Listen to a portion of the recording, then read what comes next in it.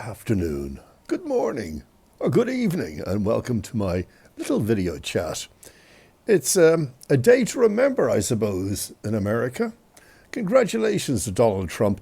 And let me say to those people who were emailing me, texting me, messaging me, phoning me, saying, well, there you are. You see, get over it, Morris. Look, let me just say one thing. I've said this a month ago, before any election, or when the election was going on. I didn't hate Donald Trump. I disliked his lies. I think that he might be a good president. He's a tough guy. I went off Kamala Harris in a big way, Biden in a big way, when Iran was threatening to attack Israel. And he said those words, don't, and they did, and he did nothing. And I thought to myself, oh, what sort of government? How will she be the commander-in-chief? How will she be the most powerful person in the world? She's no Margaret Thatcher.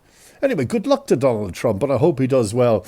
One promise he made, hello Donald, I wrote you today, one promise you made, you said you would stop the war in Ukraine before you even got into the office. You said you would do it in 24 hours. Come on, Donald, you can do it. Right, so welcome to my video chat today from my terrace. Today I'm going to talk about squatting. Now, squatting is not something that is popular, thank goodness, on the Costa del Sol. Well, in Marbella, I can only talk about Marbella Estepona, thank goodness. But I suppose all over the world, England, Ireland, wherever, they have squatters. I'm going to talk to you about a case that I was involved in. I sold a property, a beautiful property here in Marbella to a client of mine.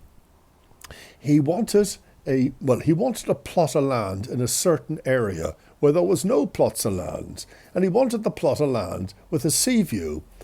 But he suggested to me, look, I'll buy a villa and I'll pull it down, and that's not unusual here. It's happening all the time, and I'll rebuild the villa that I want, but the plot of land is important, and the view. And I found one for him eventually, and he bought it, and he was delighted. Anyway, a couple of weeks later, he was here on holiday with his daughters, and he decided to bring them up to have a look at the villa that he bought before it was pulled down. I actually thought the villa was fabulous, but it's not what he wanted. He wanted a very modern villa, and we all have our own taste. Anyway, he brought his daughters up to show them, got to the gates, and he saw the gates were locked. There was a chain, looked like a pretty new chain.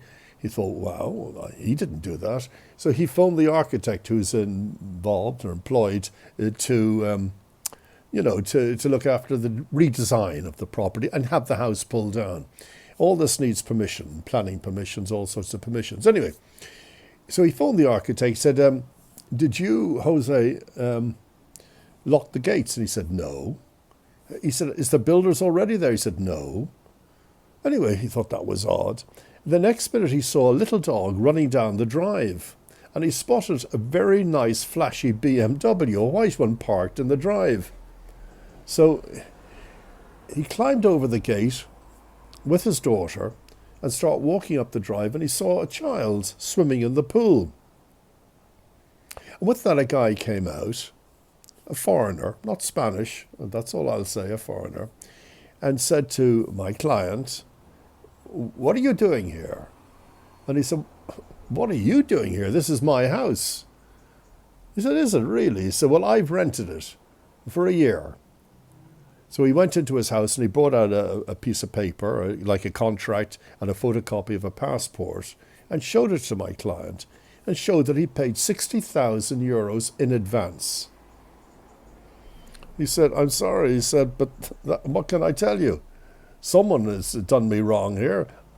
It might be your villa, but I've rented it. There's my contract and the receipt that I paid the 60,000 euros in advance. And he said, I have no intention of losing 60,000 and getting out of here. So my client said to him, well, I'm going to have to take this to the police. And he said, you can do what you want. He said, I tell you what, if you give me the 60,000 back, I'll go. So anyway, my client left with his daughters, and he went to see the lawyer. I sat in on this meeting at first.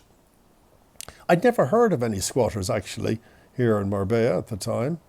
At the time, it was only 2 years ago. I hadn't heard anyone talk about it. I do know the laws here, and I don't know how the laws are in England or Ireland or Germany, wherever. They're pretty stringent laws, and they do weigh slightly on behalf of the squatter, meaning you can't just throw them out. And it takes time. And my client, of course, wants his villa back. Of course he does, and he wants to get on with the building. Anyway, there was a meeting, and I don't know who it was, whether it was the lawyer or whether it was the client, or whether it was me. I can't remember. But this idea was hatched. The idea was, if you try to bring him to court as a squatter, this takes a long, long time and a long process. But we had an idea. Why don't we sue him for extortion? Because he did bring it up in front of the lawyer, said he wanted the 60,000 back and he'd leave. So anyway, my client got back, because I had to look very genuine, to see this foreign gentleman and his daughter and his BMW and his dog, to say, look, okay, he said, I've thought about it, and it's not your fault, obviously not your fault. He was doing the act, being sympathetic. I would like two things. I will give you back the 60,000, but I want it in writing. I'm not going to give you 60 grand and in my house, give it back to you and then find out you're not getting out. I want it in writing. And when I get it in writing and I get it approved by my lawyer that it's legal, then I'll give you your 60,000 back in cash. I'd like a photocopy of the contract and a photocopy of the passport. And he fell for it immediately. Everything was done, brought to my lawyer, and it was an English passport, the guy who rented the house from, but the number on the passport was false. So we all knew it was a con. So we're on the right track, at least. So then the papers were given to him. They were served on him, that he's to be in court. Now, the good thing about extortion compared to a squatter, it's a very quick process to get them into court. It's a very serious matter, extortion. So he got the papers served on him by whoever, a court clerk, to be available in court on a certain date. And I think maybe, I don't know if it took a month. I'm not sure. But anyway, they went to court. The judge saw all the evidence. He saw the paper and he saw the letter asking for 60,000 in advance for him to leave the house.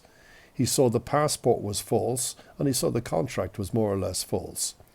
But he didn't discuss it, really. This was really interesting, this bit. He didn't discuss it with the squatter, which we now know he was. He said to the squatter, "Today is Monday," he said, "and by Friday you better have the keys back in this court or you'll be going to jail. Or prison, whatever you call it." And on Friday, he handed back the keys. And the funny thing is, my client had the bulldozers in there before you could blink and start pulling the house down. So maybe anyone out there who might be suffering from a squatter at this very time, whether it be here, or whether it be in England, wherever it might be, this idea might work for you. Ask him and offer to give him back whatever money. Look, he might have a small apartment. You might say to him, "Look, I'll give you 50,000 in cash if you leave." And immediately, of course, in this, he probably, well, of course, he paid nothing for it because he'd broke in. He'd probably fall for it immediately and forget the squatters, bring him back for extortion. I'm not guaranteeing that'll work for you, but it worked for my client and very happily worked for my client. So there you are. So there's not much more I can add to that. But only to say, back to all the news services today on Donald Trump. You know, I was expecting, to be honest, on this election, it showed that the polls were really could go either way. And I was thinking, if Kamala Harris had won, we would have been watching the reaction of Donald Trump, who was lining up not to accept any win but his. He did it. And well done to him. Now let's see if he carries out his promises. And his promises, of course, are to stop the war before he even gets in takes up office. So he also promised he would stop all this anti-Semitism in colleges across America, and let's hope he does. All we can do now, all the people who dislike him or like him, at this time he's the most powerful man in the world, well, he will be. We must support him. That's all I can say. Okay, so I hope it's only a little piece here about squatters. I hope it'll help you if you're suffering from a squatter. Anyway, thank you very much for joining me today, and look forward to speaking to you shortly.